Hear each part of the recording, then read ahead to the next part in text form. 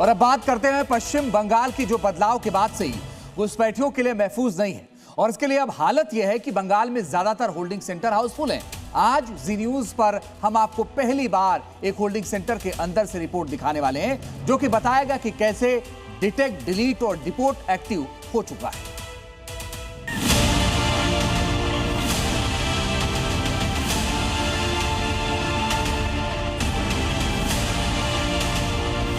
अभी तो टाइम आ गया है बंधु डिपोर्ट करने का।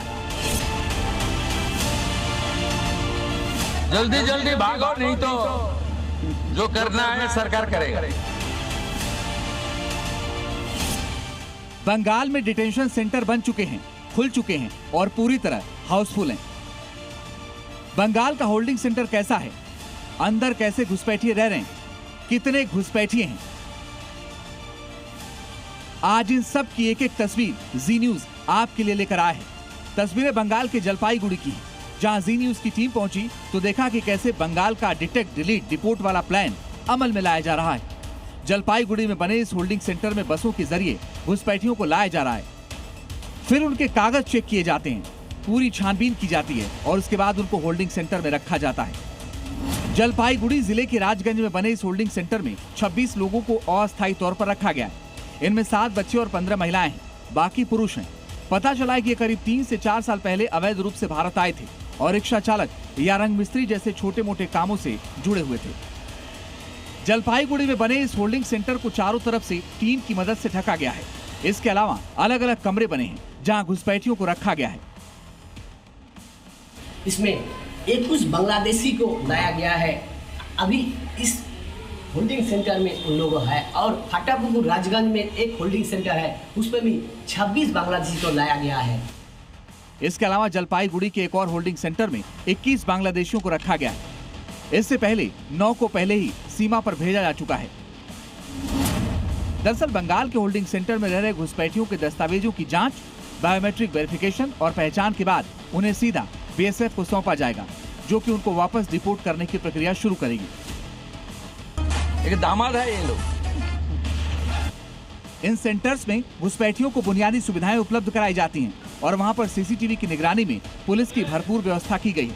तस्वीरों से साफ है कि शुभेंदु का घुसपैठियों के खिलाफ ये अभियान हर दिन के साथ और तेजी पकड़ता जा रहा है और जिस तरह से उनके सीएम बनने के पहले दिन से ये एक्शन नजर आया, वो वक्त अब ज्यादा दूर नहीं दिखता जब बंगाल में एक भी घुसपैठिया नहीं बचेगा। ब्यूरो रिपोर्ट, जी मीडिया। और अब बात सहारनपुर की करते हैं, जहां गोगामेड़ी धार्मिक स्थल को लेकर नया बवाल खड़ा हो गया है और ये बवाल हुआ है गंगा सरोवर को फन पॉइंट बनाने पर, जिस पर हिंदू संगठनों के गैर मुस्लिमों के आने पर ऐतराज है। इसके बाद अब हिंदू संगठन शुद्धिकरण की प्लानिंग करने में लगे हुए हैं।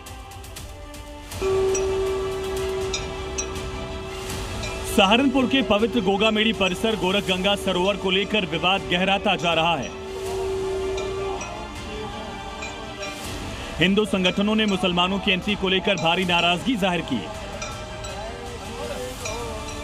हिंदू संगठनों ने डीएम से मुलाकात कर ज्ञापन सौंपा। ने सरोवर का नाम बदलकर उस सरोवर का नाम फन पॉइंट रख दिया और फन पॉइंट रखकर वहां लव जिहाद का अड्डा बना दिया है। गैर सनातनी वहां जूते चप्पल लेकर वहां की जो पवित्रता है उसे खंडित करने का काम कर रही है। आज हमने डीएम साहब से ज्ञापन में यही बात कही है कि तो वहां गैर सनातनियों का प्रवेश वर्जित हो। गोगामेड़ी परिसर में बने गोरख गंगा सरोवर को फन पॉइंट बनाए जाने का आरोप लगाते हुए हिंदू संगठनों ने मोर्चा खोल दिया। आरोप है कि धार्मिक स्थल से जुड़े क्षेत्र में मनोरंजन गतिविधियां शुरू होने के बाद यहां बड़ी संख्या में गैर सनातनियों की आवाजाही बढ़ गई है।